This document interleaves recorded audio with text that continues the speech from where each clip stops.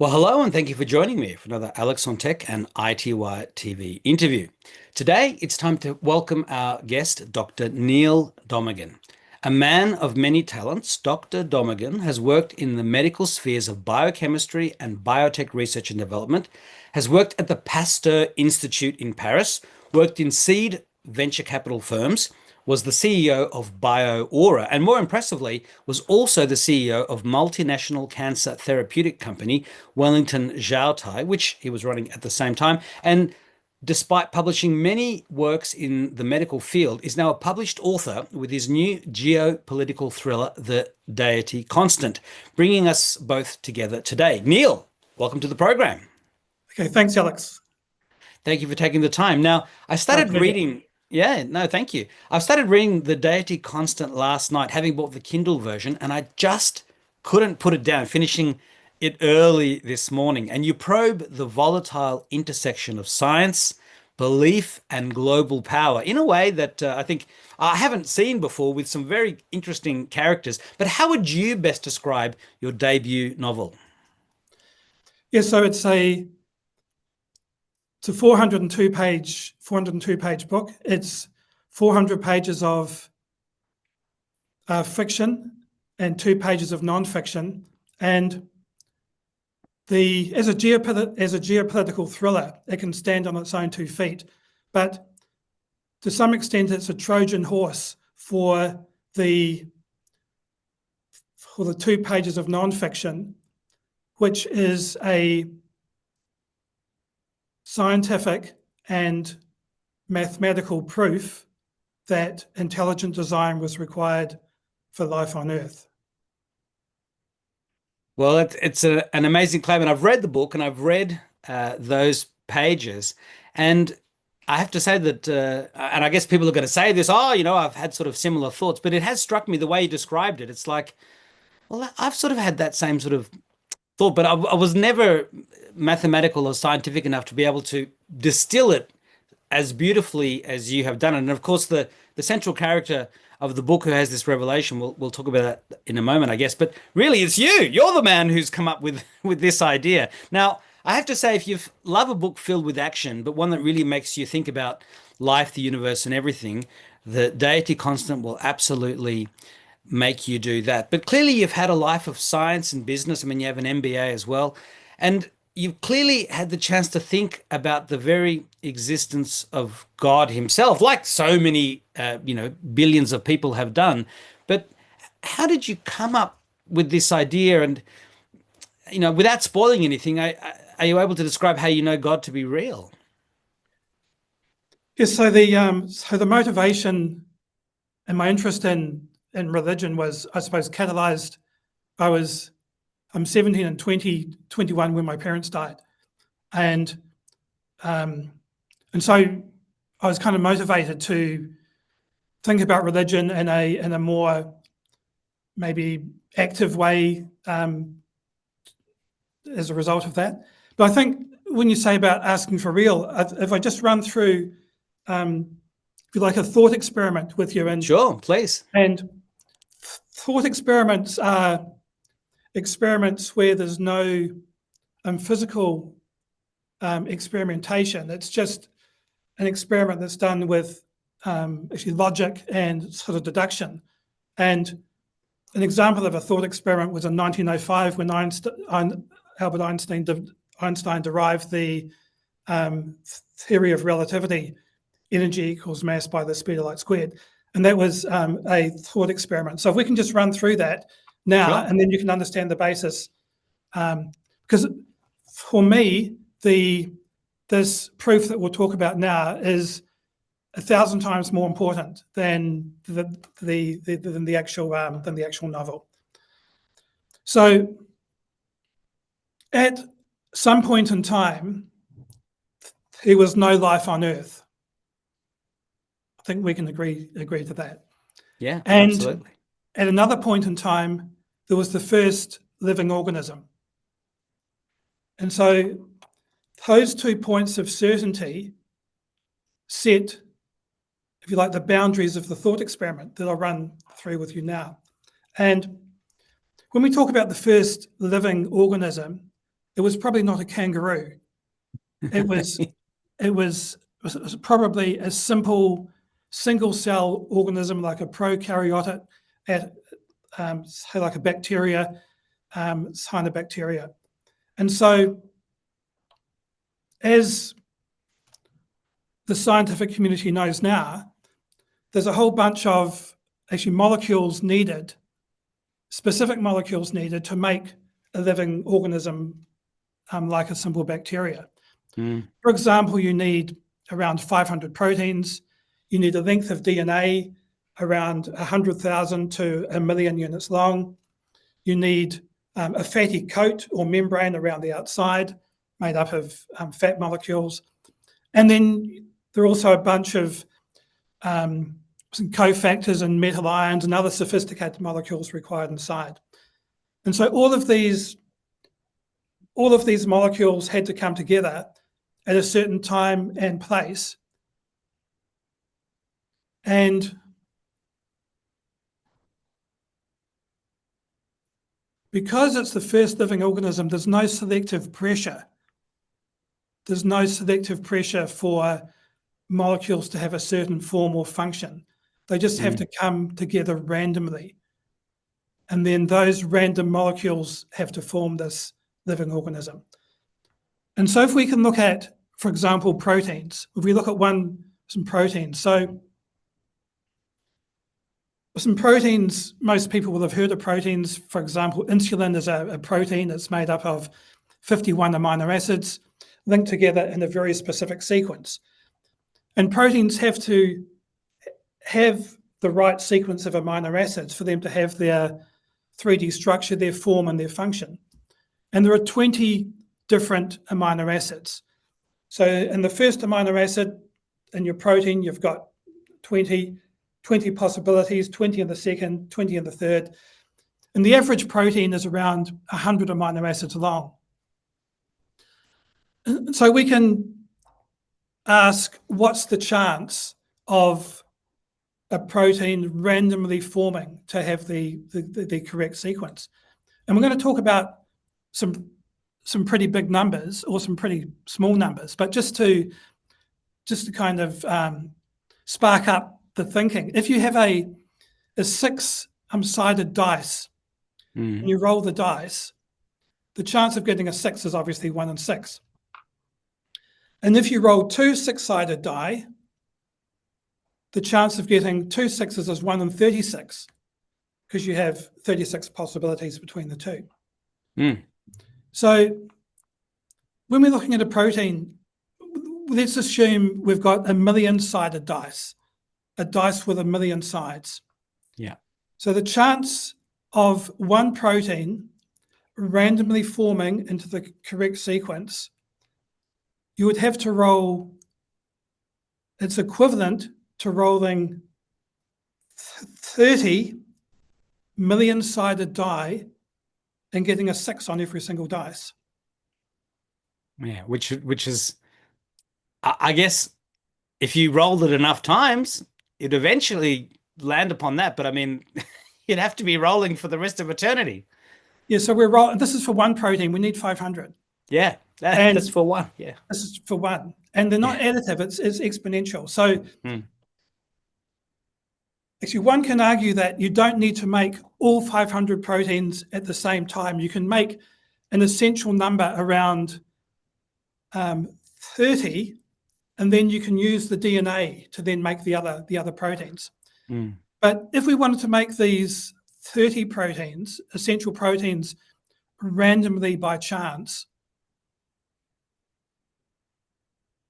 the chance of those randomly forming is equivalent to every person on Earth rolling 400,000 trillion million-sided die and getting a 6 on every one. Every person on Earth rolling 400,000 trillion million-sided dice or die and getting a 6 on every one. And this is just to form those 30 proteins. Now, not the 500. No. This for is just for from the for a 30. single cell organism like a bacteria, not a human or a kangaroo or anything else. Yeah, so for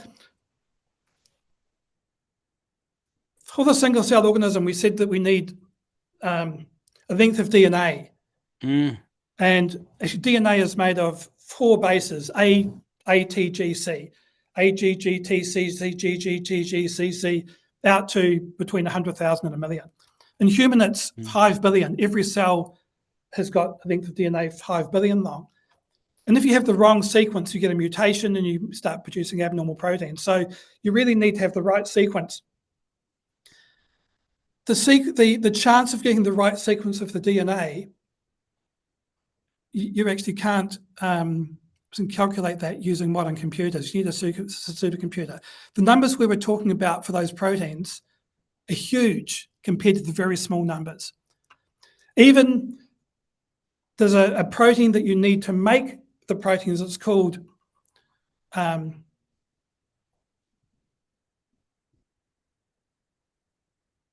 essentially it's called it's a polymerase, RNA polymerase.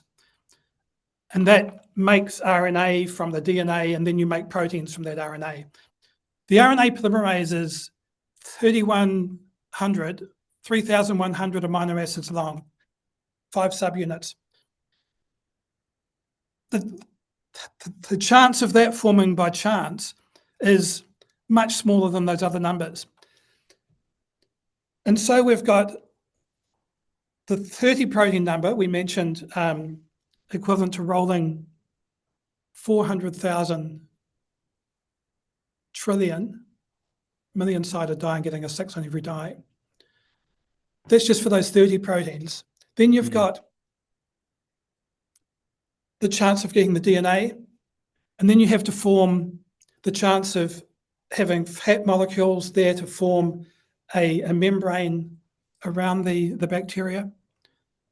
And then there's a whole bunch of other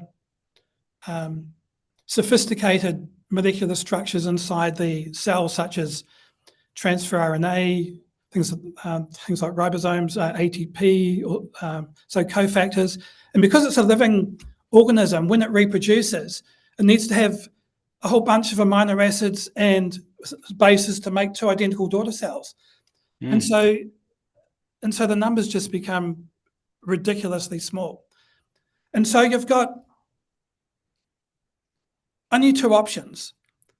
Either life evolved by chance or not. And it could not have mathematically, scientifically evolved by chance.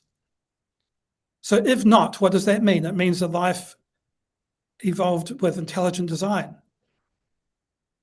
Intelligent design as in a deity, as in a higher energy force, as in a source, as in a God. That's what we're talking about. A mathematical proof for the existence of God. And when did you make this realization yourself? I mean, obviously, it was before you wrote the book. It was about 5 years ago when I just had the thought, and I've worked in science enough to know that there are some challenges in the scientific community with science is either very good or not, and we saw that with actually COVID, for example, how the science community was corrupted with the story around COVID. And so I wanted to control the ownership of the intellectual property around the formula, the Deity Constant. And so I thought a way to do that was to write a novel and embed the formula in the novel. So that was the motivation to write the novel.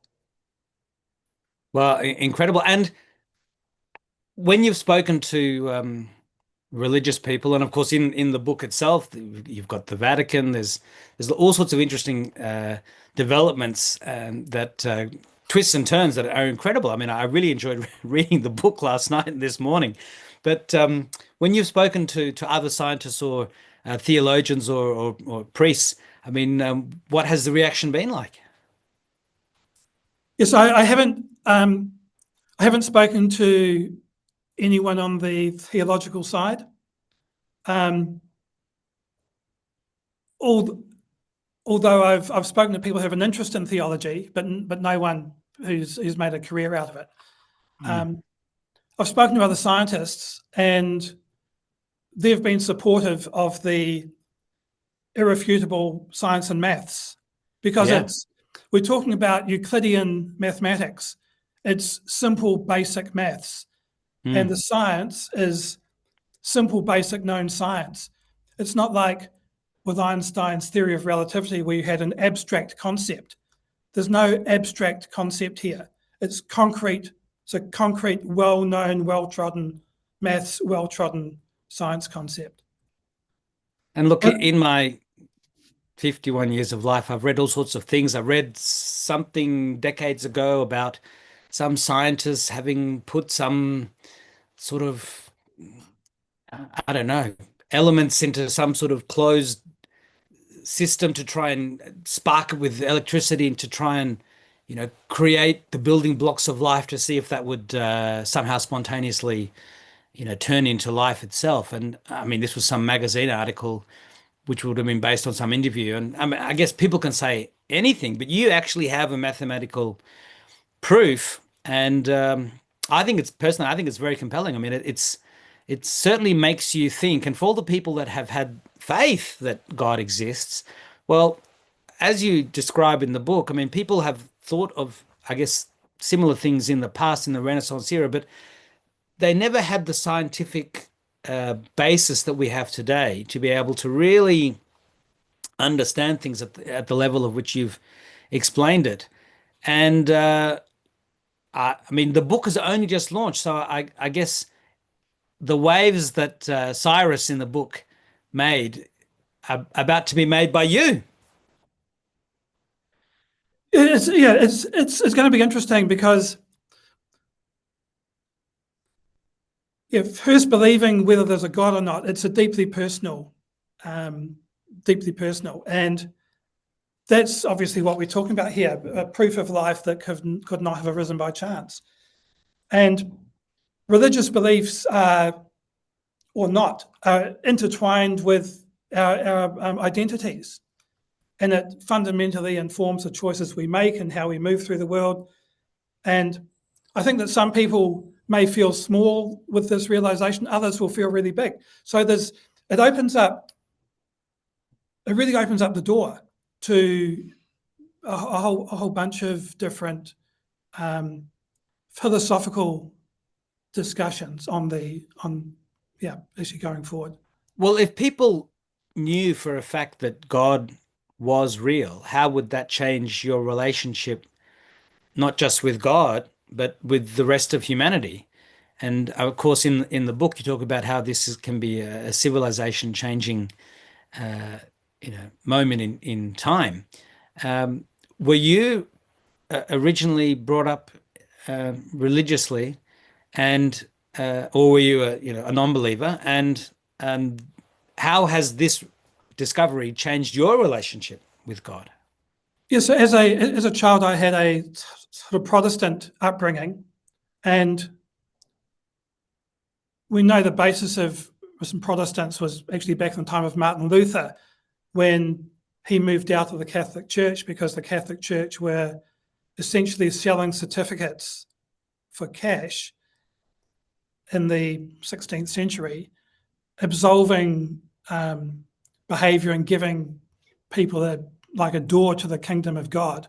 Yeah, And absolution. Martin Luther thought, yeah, hold on a minute, that's not right. But I think different groups, as I've kind of explored in the book, will behave differently. For example, in the 1600s, I think it was, when what was his name, Nikolai Copernicus, had the theory that a heliocentric theory of the sun being the center of the solar system, and the church burnt his thesis and because it was considered a threat at that stage to the church, because the church wanted to see essentially a geocentric or Earth-centered. And then after Copernicus, Galileo was supportive, and the church actually put Galileo under house arrest and threatened him not to support Galileo's thesis. So there's clearly different history has got a number of examples where certain thoughts are seen to be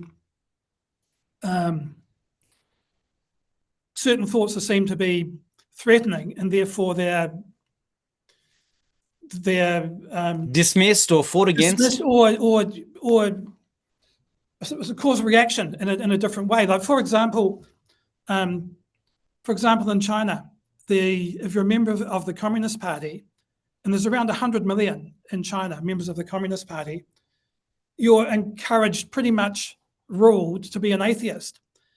And the reason for this is because the leadership in China want to be seen as the ultimate power, the ruling power. So the concept of a god or a deity is a threat to an institution like the Chinese government.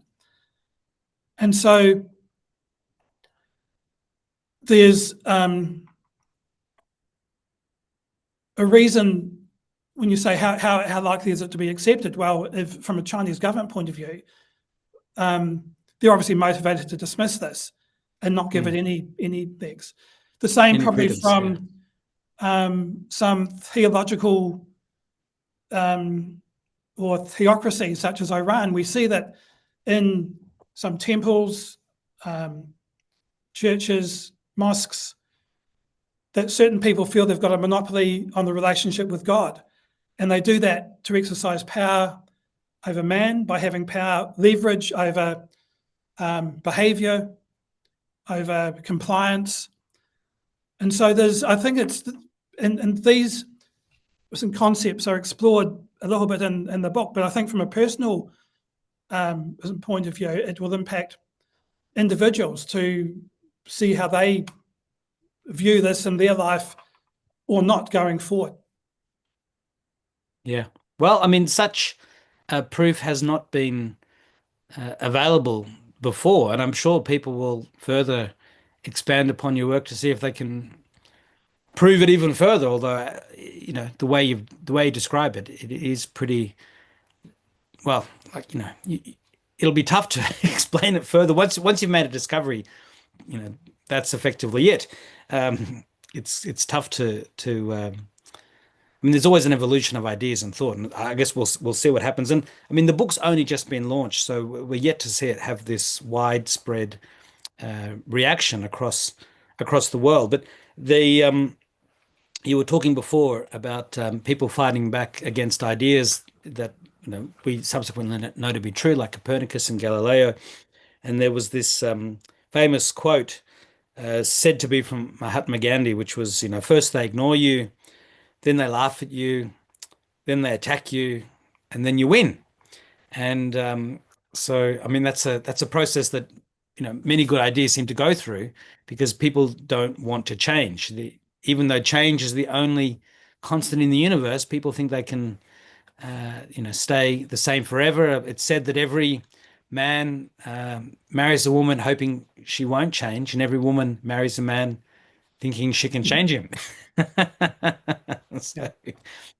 So yeah, it's interesting please. Speaking about that, especially with Copernicus, because we're talking, say 900 years ago, 1600, yeah, kind of 900 years ago, whereas obviously today everybody accepts that the sun is the center of the solar system.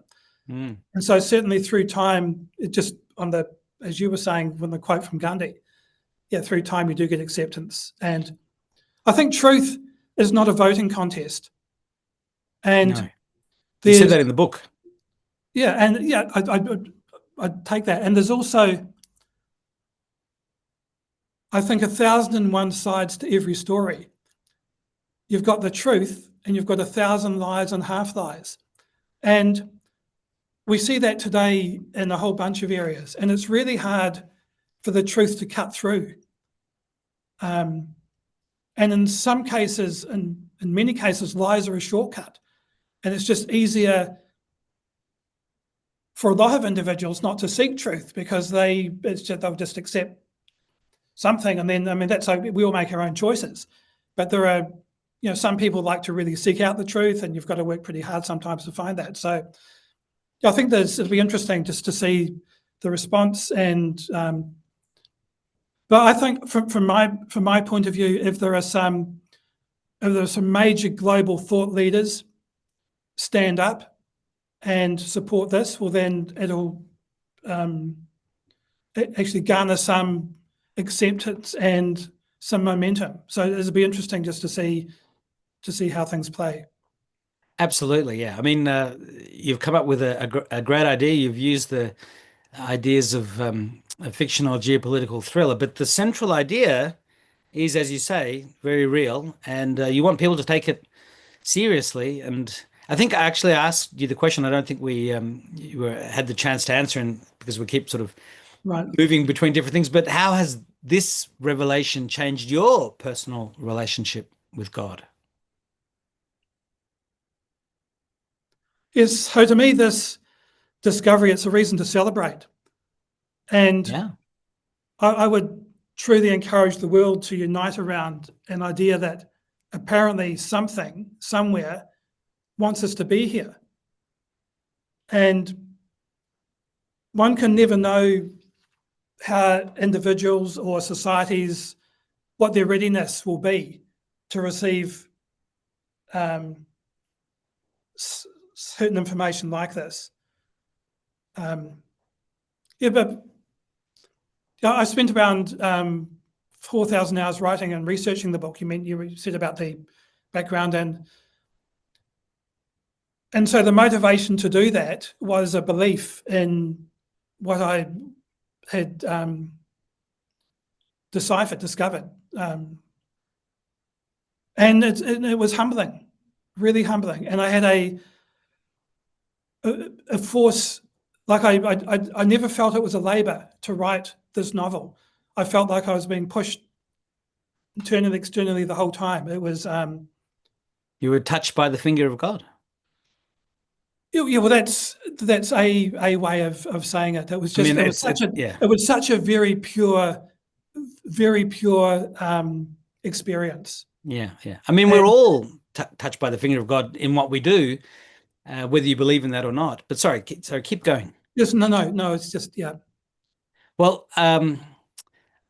obviously there are the questions which I think you alluded to in the book as well. But where did God come from? What came before God? I've often spoken about a great subconscious or a great superconscious made up of all living beings, but that's still, there were no living beings at one point.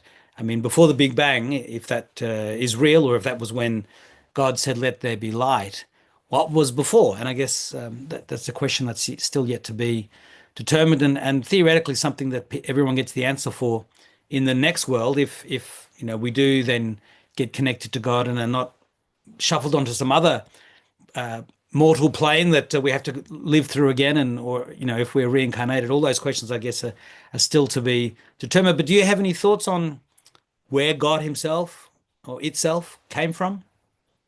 Yeah, I think it's interesting with the Big Bang. There are kind of, I think, three main areas of evidence that suggest that it's a pretty solid theory at the moment. There's the fact that we've got an expanding universe still, Mm-hmm.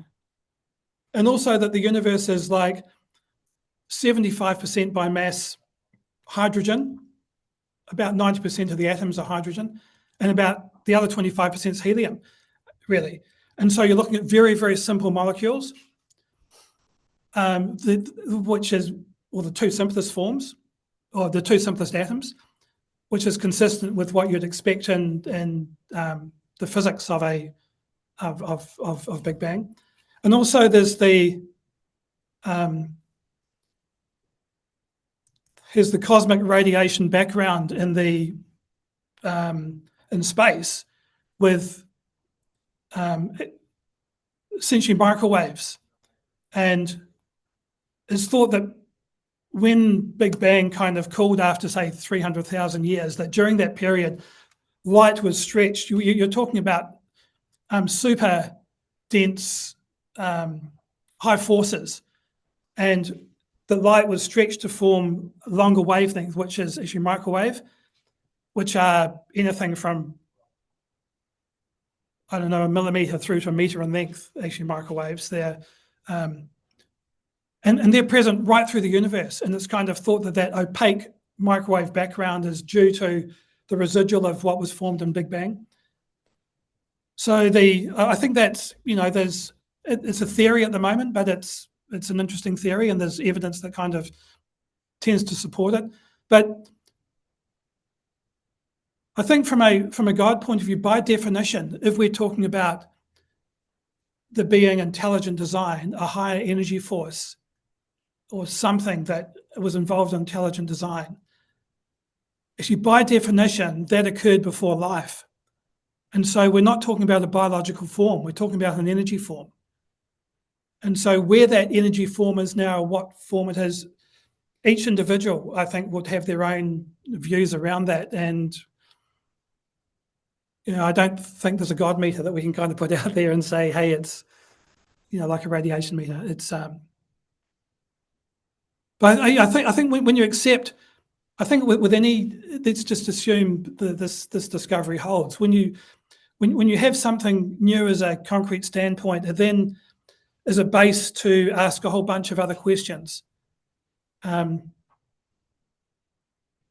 there's clearly, it's interesting, a very large, when you're saying how people react, so faith is really a belief in the absence of evidence. And so I suppose we can say that, okay, we're looking at scientific mathematical evidence here. And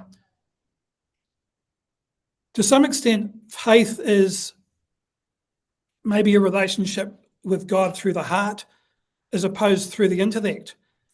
And so there's, a number of different factors. Some people may be happy to accept that, others, and then once again, it's an individual thing. Others may want to hang on to their faith and disregard the intellect and say it's a spiritual, heart-based thing. And obviously everybody's free to have their own thoughts and relationships with or without a deity or God as how they wish. But I think there's a whole bunch of philosophical questions that can be asked from here. And often in science, when you've got a position of certainty, you can ask questions from that position of certainty. And so I think what is established here is a new position of certainty. It makes me think that you've discovered an answer to the ultimate question of life, the universe, and everything. And we didn't have the Vogons coming to blow Earth up to make a universal highway. But, you've discovered that the answer to, is there a God or not, which I guess could very well be the ultimate question, because people have always wanted to know. And I don't know why I thought of that, but it just came to me as you were speaking that this could be seen like that. And it would have been funny if there was a way to implement the number 42, like if there was 42 proteins or something. But no, I'm just stretching at things there. What made you think of using Einstein and his offspring as a very effective plot device? Yeah, I suppose from a credibility point of view,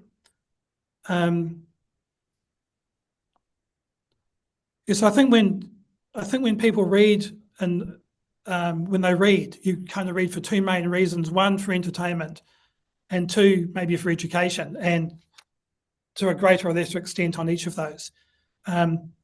It's important to have credible characters, and the idea of having a character like Albert Einstein is you've got a concrete character to leverage from initially. So it makes it an easy segue into the novel, as opposed to having to draft up or invent essentially a new de novo character. And I think it's kind of, even though it's fiction, it's more faction, FACT, because there's a lot of fact-based information in the book, but it's in a fictional application. So I suppose also from that point of view, from a faction perspective, having someone like Einstein there who's kind of like an early anchor into reality.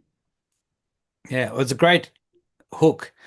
And it's certainly, I mean, the book itself is like, I think on the back, it's like it could easily, so easily be real, you know, the way everything was described. And I mean, the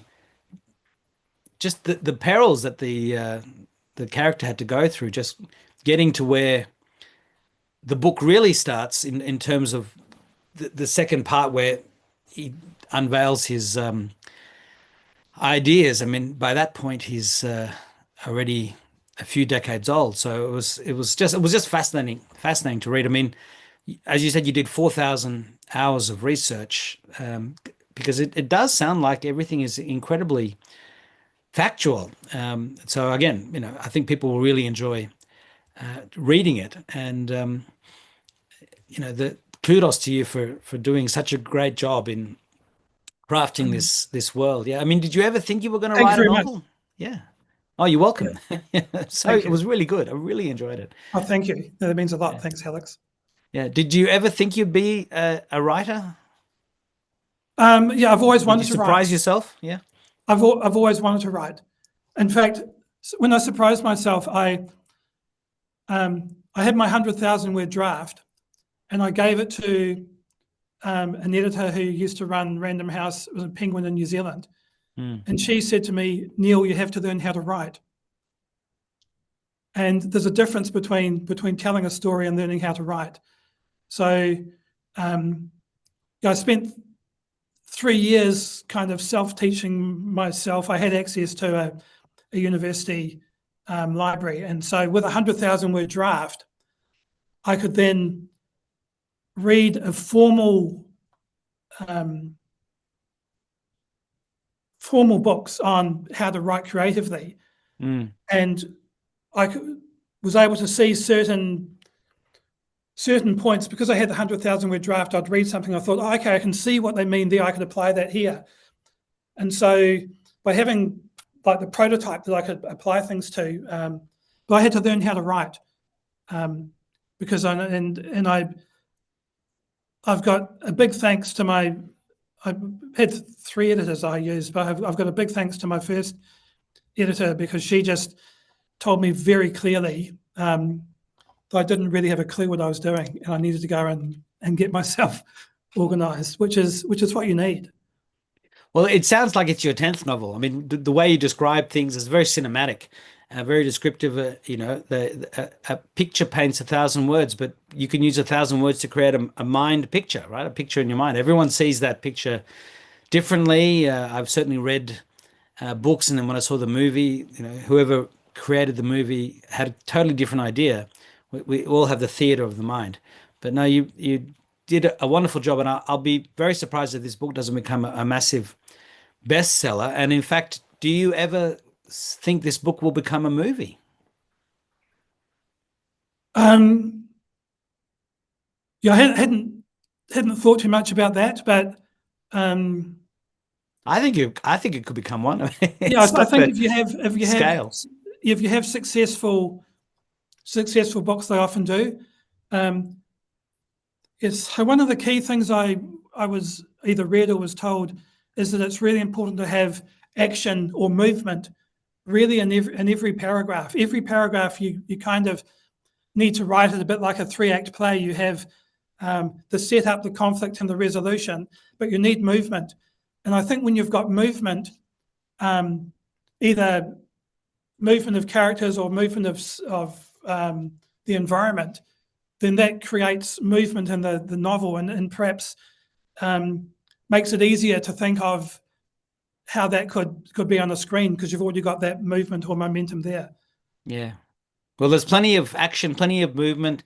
There's some romance. I mean, there's intrigue. There's, you know, people potentially getting killed or getting killed. I mean, there's just so many things happening, but it's done in a way that is directed and with even the twists and turns, it's all logically done. So again, and the ending was also quite an impressive little twist there too, because I was fearful for some of the characters, and I don't want to spoil anything. People are going to have to read it for themselves, but great ending as well. Now, are you already planning a sequel, or is a new work in the making? Um, yeah, so with the ending of the book, I have got a maybe 30,000 pages, I think, to build that out. But I've got a completely different genre that I've written. It's I've got a 100,000 word draft, and I've been working on that for about a year now. Yeah, so it's a political satire, which is completely different. But I actually found that writing something completely different was really useful when I would go back to edit this piece of work, because it was like really having a completely different mind to go back to it. And one of the things I found really, I remember with my first draft, I thought, it's perfect, I couldn't do anything different. But I had no idea how to be self-critical. But as you'll know, working in computer science, once you've got control of an art, you can then become critical in your thinking as to what's going on. And so I think it's important to have editorial advice, but I think maybe more important is to be actually self-critical. And that comes over time. And I certainly found that I was more self-critical actually writing a completely different genre. And so that's, I kind of feel I've got control of the art now, and kind of know the pieces that are needed. For example, in biotech, when you're doing like a biotech deal or trying to do something in biotech, there might be 20 pieces in the puzzle. And if you have to know there's 20 there, and you might be able to do 6 or 8 of them, and you've got to rely on other people to do the others. But when it came to writing, I had no idea how many pieces are in the puzzle. But it's like a 1,000-ring onion. It's really, really complex, much more complex than I anticipated. And you can only, I think, become aware of that through writing and learning and getting some good feedback from people around you, from professionals around you. Yeah. I had 4 professionals over several years give me feedback as to how to structure and what I was doing wrong, and give me direction. Yeah, with the I was going to say experience obviously counts, and you had 4 very experienced people there. No doubt, what was your original 100,000 word draft was completely different, changed, and better by the end, and all that experience would have really paid off. But also, just given that it's the flavor of the decade thus far, did you do any work in sharing some of these ideas with AI, or getting it to look at the book itself, or ideas? Or, I mean, or did any of the people you work with sort of, do you know if they used AI as well? No, Because people are using I had no contact. brainstorm. I had no contact with AI. I've never used AI apart Excellent, from when you right? do a computer search. Yeah, And yeah, the people, are writers themselves, and they wouldn't use AI. It was yeah. interesting. From the 100,000 word novel, I've maybe less than 5,000 words survived. And when you write the Wow. first draft for yourself, and you write the Yeah. next 50 for the reader. And it was more than 50 drafts. It was Wow. probably close to 75 drafts. Now, I don't know if it's Pakistan or the Middle East, but there's this concept of when they're making a carpet, or maybe it's in India, where they leave a mistake in there so as not to challenge the perfection of God. I'm a writer and an editor myself, and I came across 4 or 5 either typos, or the wrong word was used, or whatever. I mean, it doesn't change the story at all. But would they put in there on purpose, or were they missed? And would you like to know what they are? I have to read the book again to take photos of them and send it to you. But So I'd be interested. When did you download your copy? yesterday, Yesterday. this Okay. last night at about 9 or 10 p.m. And then I kept reading. I mean, the Okay. book said it That's was going to okay. take So about, yeah, okay. So you've got the latest iteration. So yeah, there's yeah. I'd like to say it's a bit like when they used to have stamps, and you get the first run of stamps, and if there's a mistake in the stamp, it becomes a valuable stamp. But that's not the collection, case. yeah, That's not the yeah, case. It's So I do have a couple of people reading at the moment, yeah, like rereading it yeah, to just to iron that out, because it is a professional. So you tend to judge anything really by its weakest link, and having any error in a book, any error in spelling or grammar or even a date, it's useful to be picked up. And but it's not uncommon. I was reading Catch 22 the other day and found a spelling error, and so it's a big book. It's 600-700 pages, so yeah. it's not uncommon. But no, I think, yeah, go on. it's obviously in my interest and the reader's interest not to have any errors there, and Sure. I would hope that in the next I'm not sure, two or Edition, three it'll be weeks. fixed. Yeah, Yeah, because it's 24 hours to upload a new version onto Amazon, yeah. so you can do that. Although I have to go back and get it retypeset, which takes 2 or 3 days, and Well, then I can remember that one area it said dink, D-I-N-K, but what you meant was drink. So, right. and I have to look it up. But there was 3 or 4 or 5 things that I mean, I don't look for these things.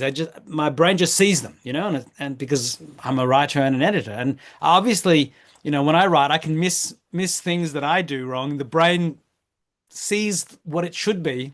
And when you look at it again, then you realize, oh, there's a mistake there. So I'm not claiming perfection in any way, shape, or form, but I just noticed it and I thought, well, Okay, no, I okay, should mention.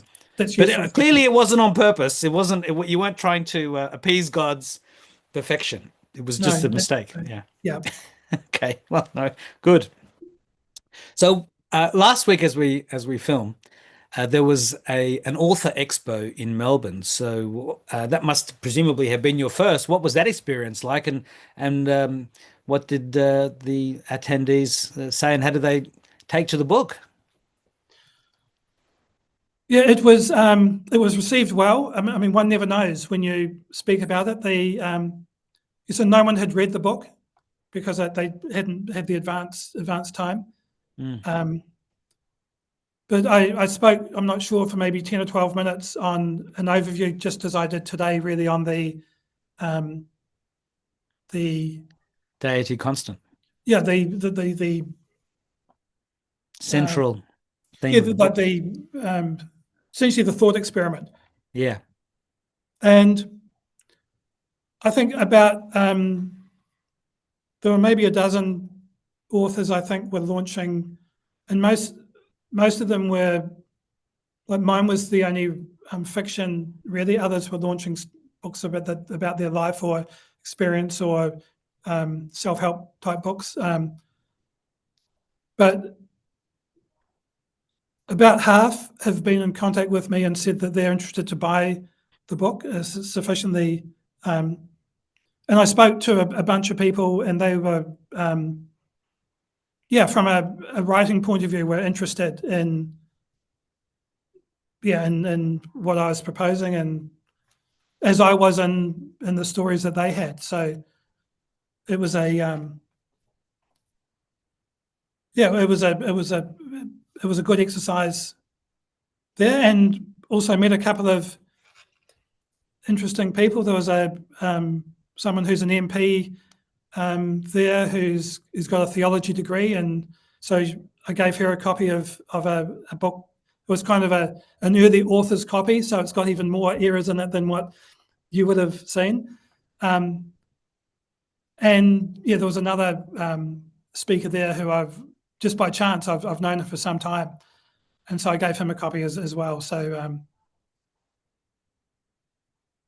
no, it was a good exercise. I enjoyed it.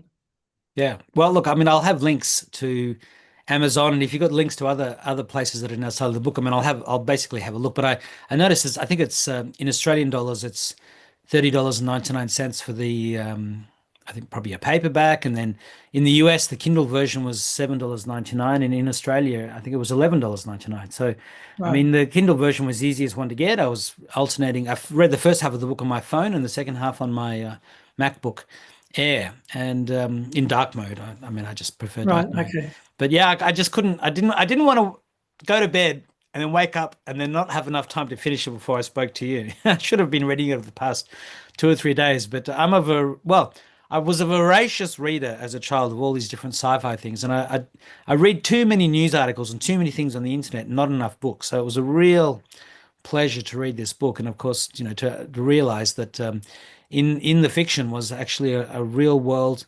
life-changing concept that I haven't heard anyone else ever express. I mean, all of creation has led to this moment where you have quantified whether God is real or not, and of course, it's up to people to determine whether they believe that or not for themselves. But I've never seen it put so logically, even succinctly, like a couple of pages out of 400, and then all of the machinations and the how it all started and how it ended. I really think you'll have a massive bestseller, and I reckon there's going to be a knock on the door from a Netflix or a Warner Brothers or somebody, Apple TV maybe, who knows. But what else do we need to know about the book before I ask you a couple of uh, closing questions? Yeah, I think it's a fast moving geopolitical thriller. It moves through the capitals of the world, and it explores um, the different forces that may benefit or not from the realization that intelligent design was required for life on Earth. And to some extent, they're kind of dots on the page for the individual to generate their own thoughts around things. So it's as much a thought stimulating, some personal engagement exercise as it is in actually running a plot in the novel and with the characters.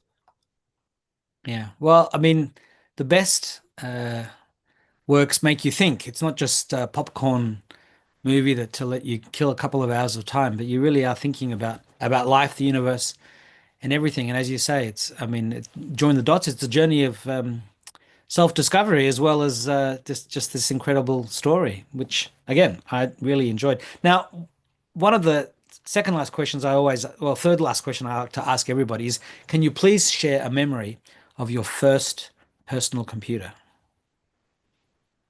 Yeah, so my first computer was it was about twice the size of twice the size of a toaster, and it was a 512K. I don't know what they were called. Kind of like Sure. a Well, I'm cream box. like a desktop Yeah, running like a DOS or desktop. And Windows. I've Yeah. seen them. Some people converted them into a goldfish Yeah. bowl. They'd take the screen out, and so it was one of those really early Yeah, CRT boxes. monitors. Yeah, yeah, yeah. And I mean, are you using a notebook today, or are you Yeah, I've still? got. You mentioned the MacBook Air. That's what Yeah, I've got too. Yeah. yeah, yeah, yeah. Absolutely. Yeah, I used to be a DOS guy through and through, and Windows.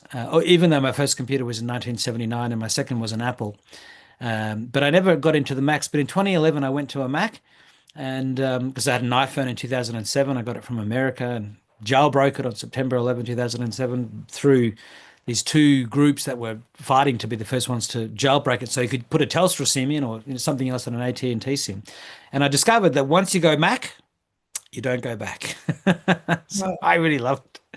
And my second last question is to ask if you could please share some of the great advice you've received in life to help you get where you are today. Yeah, so I think it's really important to be true to yourself, and it's easy not to be. There's a whether it's to conform to thought or speech, or like I worked in business, and there was pressure to operate in the grey as opposed to, or the black even, as opposed to the white. Mm. And thing is, we all know what's true, what's right and wrong. It's interesting. We all have that little voice inside, and so it's really important to listen to that voice, because it gives you strength and keeps you going. And they say that success is when you get knocked to the floor to keep getting back up. And I've been knocked to the floor more times than I can remember. And so, and I think if you have that sincerity and that truth to yourself, you just get long-term energy that gives you the conviction and to actually carry on with actually what you're doing. Yeah, that is definitely true. I mean, in the book, there's a couple of characters. I don't want to say who they are, but towards the end of the book, they're caught up by their own foibles, having done things they shouldn't have done with younger people, or people that they were being filmed in hotel rooms, and that came to bite them on the butt. And the truth always outs, and do the right thing. And if you do the right thing, I mean, people know instinctively what's right and what's wrong. It's easy to do the wrong thing, and it can be harder to do the right thing, but normally it's just as easy to do the right thing as the wrong. But it just So comes down to your just, character. so just picking up, why do you think people know what's the right thing or the wrong thing? Because I agree, they do. Why do you think? Because Where does that voice come from? because they've got God within them, sitting on their on their little shoulder. People know instinctively what is right and wrong, and when people cross the line, there's always this hesitancy to cross the line. But once you've crossed the line more than once, whatever bad thing it is you're doing in terms of smoking or drinking or shoplifting or whatever it is, you cross the line a few times and the line is erased. But you, in the beginning, you knew there was a line there, and you had to make the conscious decision. I mean, if you've got free will, you can decide whether you're going to do the right thing or not. And maybe more people will choose to do the right thing if they can look at your proof and internalize and believe that you know there's proof that God is real. And what an interesting thing I read about the Chinese, maybe it was the Russians, maybe it was both, but one of their government people came to America, and I think it was the Chinese, but it could have been the Russians too. It applies to both. But they said, in our country, everyone is afraid that the government's watching what they're doing, so they behave, but they also try and get away with whatever they can. But in America, everybody believes that God is watching what they're doing, and you can't fool God. You might be able to fool the government or some local people, but you can't fool God. So it's different mindset. I mean, like you were saying with the Chinese, they want to put themselves as the leaders. And in fact, what I was thinking at the time was that the Chinese do have a god. It's called money, and the Chinese government cannot stop the belief in money, because if they did, their whole country and everything would fall apart. I mean, and they tried to stop the belief in money. It's called communism, and that failed. But of course, they're still, communist in name only in terms of the power structure. So, look, fascinating to read all that. People will learn more about that. But yeah, you were asking me, where Yeah, does and it there's come around from? It comes, 97 million Christians in China too. yeah. Well, you were saying about 100 million. Yeah, I mean, like, And there's 100 million atheists in the yeah, Communist Party, but there's around 100 million Christians. yeah, incredible, incredible. Yeah, Well, and then you there's were asking me, it's where does it come from? It comes from God. But yeah. please keep going. Yeah. Yeah, no, I agree. It's interesting, that voice, and you know when you cross that line, don't you? Because we've all crossed it, unless Yep. you know where it is. Yeah, that's right. That's right. So, Neil, what is your final message for the viewers and the readers? Besides buy the book. Yeah, so yeah, I would encourage people to actually buy the book and enjoy it, and it's a personal journey for the reader. Yeah. Well, Dr. Neil Domigan, you're a businessman, you're a scientist, and now you're a published author, and I'm sure there are many more interesting chapters of your life to come. But thank you so much for taking the time to join me today to discuss this. I'm really pleased and honored to be one of the first people to read your book globally, and this will be one of the first pieces of content and like a review, I guess, that is going to be out there. And I'm getting to talk to the author himself. So thank you so much for your time. Yeah, thanks very much, Alex. I've really enjoyed it. Thank you. Well, I do hope, yeah. Yeah, for your kind words. Yeah, means a lot. Thank you. You're most welcome. Well, I do hope to speak with you again in the future, and bye for now. Okay, look forward to it. Okay, thanks, Alex. Thank you. Cheers.